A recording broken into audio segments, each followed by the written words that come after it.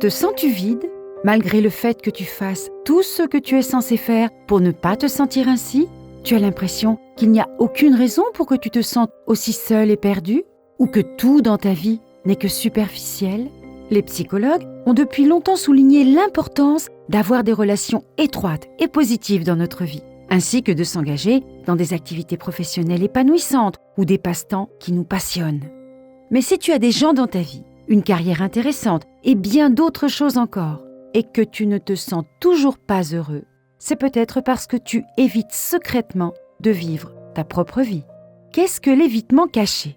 Dans son blog sur la santé mentale, The Crappy Childhood Fairy, Anna Runkle, spécialiste du syndrome de stress post-traumatique, définit l'évitement caché comme une forme d'évitement insaisissable et profondément ancrée, fréquente chez les personnes ayant vécu des expériences négatives dans leur enfance, telles que la maltraitance, l'abandon et la négligence émotionnelle. L'évitement caché n'est pas évident pour les autres, et parfois, il ne l'est même pas pour soi-même. C'est pourquoi les personnes qui en sont atteintes peuvent avoir l'impression de faire tout ce qu'il faut, mais rien ne peut leur donner le sentiment de bonheur ou de sens qu'elles recherchent. En effet, dans l'enfance, elles apprennent très probablement à devenir évitantes pour se protéger émotionnellement et psychologiquement.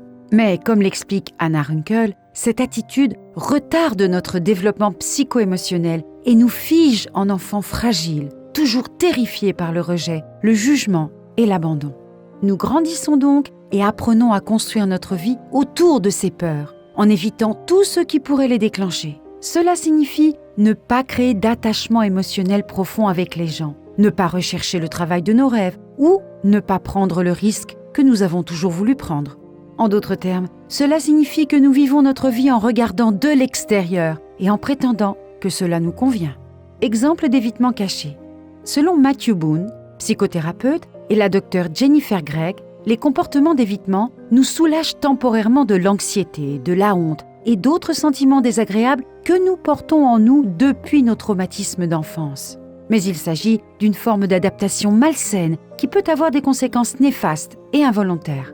Parmi les exemples d'évitement caché, citons le sentiment d'être toujours fatigué, mais de ne pas pouvoir faire des choix plus sains comme se coucher plus tôt ou faire de l'exercice régulièrement. Le fait de dire que l'on est trop occupé pour passer du temps avec les gens et s'occuper de ses relations, alors qu'en réalité, on ne fait qu'exclure tout le monde. Le besoin de se retirer socialement pendant de longues périodes après avoir établi un lien émotionnel avec quelqu'un. La recherche d'une échappatoire malsaine aux sentiments désagréables, comme la consommation de substances, l'alcool, les fêtes excessives et d'autres comportements imprudents. La procrastination chronique, même pour des choses que l'on sait pouvoir apprécier, comme les réunions entre amis. Le fait de toujours se fixer des objectifs à long terme sans jamais célébrer ses progrès.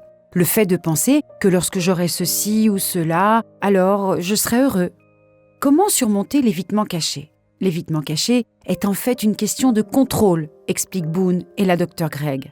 Nous voulons contrôler le plus possible notre vie afin d'éviter tout sentiment désagréable pouvant découler d'un attachement émotionnel, parce que les traumatismes subis pendant l'enfance nous ont fragilisés. Mais plus nous essayons de l'éviter, plus notre vie se rétrécit.